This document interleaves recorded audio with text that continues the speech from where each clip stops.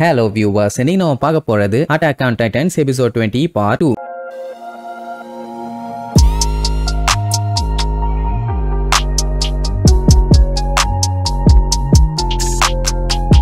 Open பண்ணா போன பாட்டுல அந்த ஃபீமேல் டைட்டனை கண்ணா பின்னாடி ஏரோ விட்டு லாக் பண்ணாங்கல்ல, அதால இனிமேட்டு ஒரு சின்ன இன்ச்சு கூட அசைய முடியாது. ஆஞ்சி பார்த்துட்டு உன் வாழ்க்கை பூரா இனிமேட்டு நீ இப்படித்தான் இருக்க போற, நீ இனிமேட்டு உன் காயத்தை சரி பண்ணினா அது இன்னுமே உன்னை அதிகமா ஹோல்டு பண்ணுமே தவிர உன்னை இந்த டிராப்ல இருந்து ரிலீஸ் பண்ணாதுன்னு சொல்லி விழுந்து விழுந்து சிரிப்பா. என்ன ஒரு பஞ்சாயத்துனா இன்னுமே உள்ளுக்குள்ள இருக்க ஆள் யாரு என்னன்னு சொல்லி அவங்களால கண்டுபிடிக்க முடியல. லெவியும் மைக்கும் என்னதான் பண்ணிட்டு இருக்காங்க, லூசு பயலுகன்னு திட்டிட்டு இருப்பான். அந்த டைம் அவனுக்கு ரெண்டு பேருமே பாஞ்சி போய் கையை வெட்ட போவானுங்க. ஏன்னா கழுத்தை வந்து அந்த கையை வச்சு மறைச்சிட்டு இருக்குது இல்ல, பட் வெட்ட வரானுங்கன்னு தெரிஞ்ச உடனே அதோட கையை அது ஸ்ட்ராங் ஆக்கிரும். அதனால அவனுக்கு கத்தியே உடஞ்சு போச்சு. இதே மாதிரி தான் ஆர்மர்டு டைட்டனும் பண்ணும், அதே மாதிரி தான் இதுவும் பண்ணுது. ஆனா அதே மாதிரி திருப்பி திருப்பி கியர்ஸ் வச்சு அதை அட்டாக் பண்ணிக்கிட்டே இருந்தா அதை வீக் பண்ண முடியுமான்னு ஒரு டவுட். பட் அப்படி பண்றதுக்கு இவங்களுக்கு சுத்தமா டைம் இல்ல. அதனால கமாண்டர் பேசாம எக்ஸ்ப்ளோசிவ வச்சு அதோட தலையவே வெடிக்க வச்சிடலான்னு முடிவு பண்ணிட்டாரு. அதுக்காக வெடி மருந்தையும் கொண்டு வர சொல்லிடுவாரு. என்ன அப்படி வெடிக்க வச்சாலுமே இதை கம்ப்ளீட்டா செதறடிக்க முடியுமாங்கிறது டவுட் தான். அதனால தான் எல்லாத்தையும் மொத்தமா ஒரே இடத்துல வச்சு பிளாஸ்ட் பண்ணலாம்னு முடிவு பண்ணிட்டாங்க. இங்க நம்ம லெவி இருக்கான்ல, அவன் தலை மேல நின்னுகிட்டு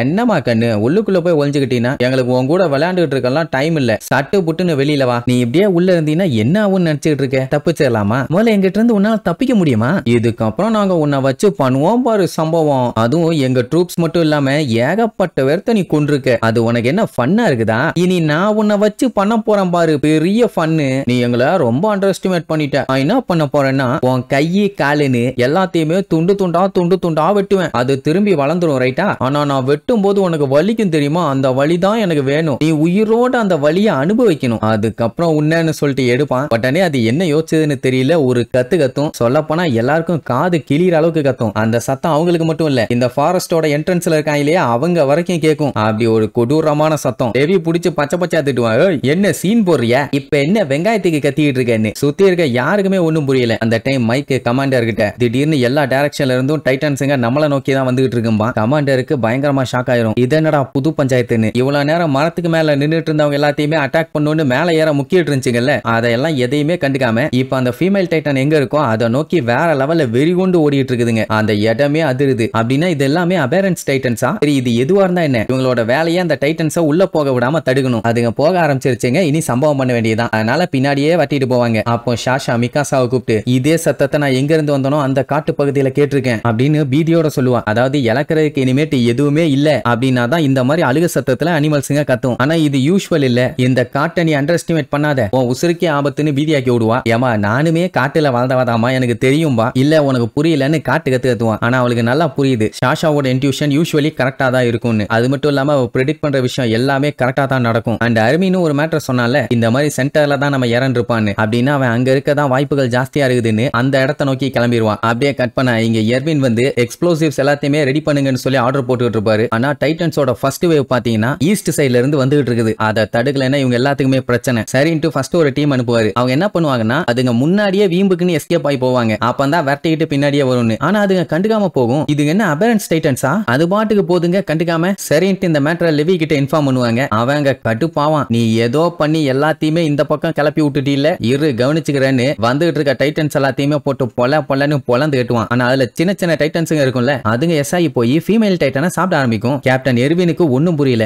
என்ன நடக்குதுங்கன்னு அப்படியே முழிப்பான். ஏன்னா எல்லா டைட்டன்ஸுமே இப்ப ஃபீமேல் டைட்டனை மட்டும் தான் ஃபோக்கஸ் பண்ணி வந்துட்டு இருக்குதுன்னு. அதுக்கப்புறம் சுத்தி காட்டுவாங்க எல்லா டைரக்ஷன்ல இருந்தும் டைட்டன்ஸுங்க ஒரே டைரக்ஷனை நோக்கி தான் வருதுங்க. அது அந்த ஃபீமேல் டைட்டனை பார்த்து எப்படியாச்சும் அந்த டைட்டன் அட்டாக் பண்றதை நம்ம தடுக்கணும், அதுக்கு நம்ம உயிரே போனாலும் பரவாயில்லன்னு எல்லாம் களத்துல இறங்கி கண்ணா பின்னான்னு வெட்டி தள்ளுவாங்க. பட் எவ்வளவு வெட்டினாலும் சுத்தமா பத்தல. அதுங்க கண்டினியூஸா ஃபீமேல் டைட்டனை போட்டு கடின்னு கடிச்சு தின்னுகிட்டே இருக்குதுங்க. ஒரு கட்டத்துல போது எர்வின் பார்த்து கடுப்பாயி எல்லாருமே பேக் அடிங்க, இதுக்கு மேல அட்டாக் பண்ண வேண்டாம், எல்லாருமே கரனஸ்க்கு போங்க, மிஷனை இதோட ஸ்டாப் பண்றோம் பாரு. அத்தனை பேருமே அப்படியே டயர்டா வந்து உட்கார்ந்து முக்கிட்டு இருப்பானுங்க. ஏன்னா இது வரைக்கும் இவங்க இவ்வளவு டைட்டன்ஸ் அட் அ டைம்ல நின்னு அட்டாக் பண்ணதே இல்ல. அதனால தான் அம்புட்டு டயர்ட் ஆயிருச்சு. ஏகப்பட்ட டைட்டன்ஸை கொன்னு ஃபீமேல் டைட்டனையும் கண்ட மாட்டாங்களா, அதனால அந்த இடமே அப்படியே புகமண்டலம் ஆகும். எர்வினுக்கு தெரிஞ்சு போச்சு எனிமியை அவளையே சாக்ரிஃபைஸ் பண்ணி இங்க இருந்து எஸ்கேப் ஆகலான்னு முடிவு பண்ணிட்டான். ஆனா இந்த அளவுக்கு எவிடன்ஸ் இல்லாம அதையே அது டெஸ்ட்ராய் பண்ணுன்னு இவன் எதிர்பார்க்கவே இல்லை. இந்த விஷயத்தெல்லாம் கோர்ட்ல போய் சொன்னா என்ன சொல்லுவாங்க. அது மட்டும் இல்லாம ரிட்டர்ன் வெறும் கையோடயா போணும். எரனுக்கும் சரி இவங்களுக்கும் சரி நிலைமை ரொம்ப மோசமாயிரும். என்ன பண்றதுன்னு லெவி கேட்பானா, கமாண்டர் இருந்துகிட்டு அதெல்லாம் நம்ம ரிட்டர்ன் ஆனதுக்கு அப்புறம் யோசிச்சுக்குவோம். இப்போதைக்கு நம்மளோட முதல் பிரையாரிட்டி வீட்டுக்கு திரும்பி போகணும். அதுவும் இதுக்கப்புறம் எந்த ஒரு உயிர் சேதமும் இல்லாம. ஃபீமேல் டைட்டனை சாப்பிடும்போது எல்லாம் ஃபிளஷா மட்டும் இருந்தா பரவாயில்ல, கம்ப்ளீட்டா ஸ்டீமா மாறுது அந்த இடமே. அந்த புகைக்குள்ள விசிபிளா இவங்களால பார்க்க முடியல. இந்த டைம் இவங்க ஸ்மோக் கன்னை யூஸ் பண்ணா கூட வெளியில தெரியாது, அந்த அளவுக்கு ஸ்மோக் கிளம்பிட்டு இருக்குது. லெவி இருந்துட்டு என்னோட டீமை நான் கூப்பிட போறேன்பா, நீ போட்ட சண்டையில உன்னோட கேஸ் கம்மியா இருக்குது, முதல்ல அதை ரீஃபில் பண்ணிட்டு போம்பா, அதுக்கெல்லாம் டைம் இல்லாமா, இது என்னோட ஆர்டர், ஒழுங்கா ஃபாலோ பண்ணுன உடனே சரி ரைட்னு ஒத்துக்குவான். அதுக்கப்புறம் பாத்தீங்கன்னா ப்ளூ கலர்ல ஸ்மோக் கன் அடிப்பாங்க. எதுக்குன்னா திரும்பி போகணுங்கிறதுக்காக. இது தெரிஞ்ச உடனே அத்தனை பேருமே பயங்கரமா ஷாக் ஆவாங்க, என்ன ஆச்சு அப்படின்னு. ஏன்னா என்ன நடக்குது ஏது நடக்குதுன்னு ஒண்ணுமே புரியலையே. மிகாசா பாத்தீங்கன்னா எரன் எங்க இருக்கான் தான் யோசிப்பா. ஆக்சுவலா அவனை தேடி கிளம்புற மாதிரி இருந்தா, ஆனா போகல போல. சரி ரைட், எல்லாமே முடிஞ்சது, இனி எல்லாம் கிளம்புறதுக்கு தயாராகுங்க. இவங்களுக்கு என்ன ஆர்வம்னா அந்த ஃபீமேல் டைட்டனுக்குள்ள இருந்தது யாரு அது தெரிஞ்சா போதும். அதனால சீக்கிரம் போகணும்னு அவங்க கியர்ஸ் எல்லாம் ரெடி பண்ணுவாங்களா. பெட்ரா நம்ம பையன்கிட்ட ரொம்ப ரொம்ப தேங்க்ஸ்ம்பா. நான் தான் பெருசா எதுவுமே பண்ணலையே, அப்புறம் எதுக்கு தேங்க்ஸ்ம்பா, எங்க மேல நம்பிக்கை வச்சிருந்தீல்ல, அது ஒரு நல்ல சாய்ஸ். இந்த மாதிரி கரெக்டான டிசிஷன் எடுக்கிறதெல்லாம் அவ்வளவு ஈஸி இல்ல, ஆனா நீ அதை எடுத்திருக்க, அதுவே பெரிய விஷயம்னு பாராட்டுவா.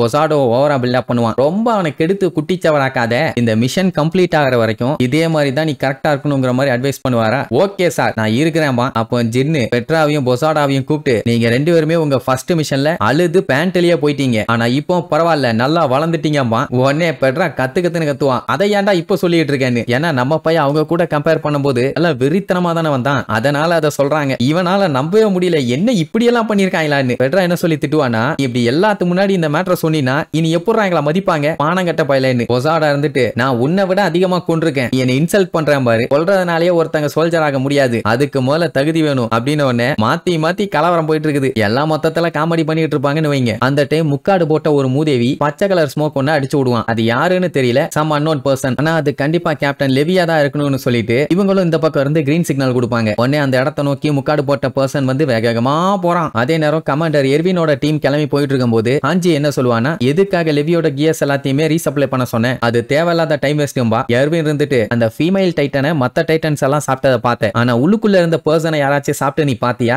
இல்ல இல்ல. அப்படி இருக்கும்போது அந்த பர்சன் நம்மள மாதிரியே நம்ம ட்ரெஸ் போட்டுட்டு நம்ம கூட்டத்துக்குள்ளேயே சுத்திட்டு இருக்கலாம், ஏன் அவங்க கிட்ட 3D மேனுவர் கியர் கூட இருக்கலாம். அப்படிங்கும்போது அந்த அன்னோன் பர்சன் பாத்தீங்கன்னா நேரா நம்ம எரன் டீம் கிட்டே வந்தாச்சு. முக்காடு போட்டுக்கிறதுனால ஆள் யாருன்னு தெரியலையா. அதை பார்த்த கந்தர், இது நம்ம கேப்டன் லெவி தானே இல்ல வேற யாராச்சா அப்படின்னு டவுட்ல இருக்கும் போதே கந்தரை ஒரே போடு, அவ்வளவுதான் ஆள் காலி. எல்லாம் பார்த்துட்டு பயங்கரமா ஷாக் ஆயிருவாங்க. ஏன்னா போட்ட ஒரே போல அவன் செத்துட்டான். இப்ப அந்த அன்னோன் பர்சன் யாரு, இவங்க கூட்டத்துக்குள்ள ஒரு ஆளா சுத்திட்டு இருக்குது. இதே மாதிரி அடுத்தடுத்து ஒருத்தரையா போட்டு தரலாம், சோலி முடிஞ்சு. அதுக்குள்ள இவனுங்க கண்டுபிடிக்கிறானுங்களா இல்ல அந்த அன்னோன் பர்சன் எல்லாத்தையுமே சம்பவம் பண்ண போகுதான்னு அடுத்தடுத்த எபிசோட்ல பார்க்கலாம். டாடா.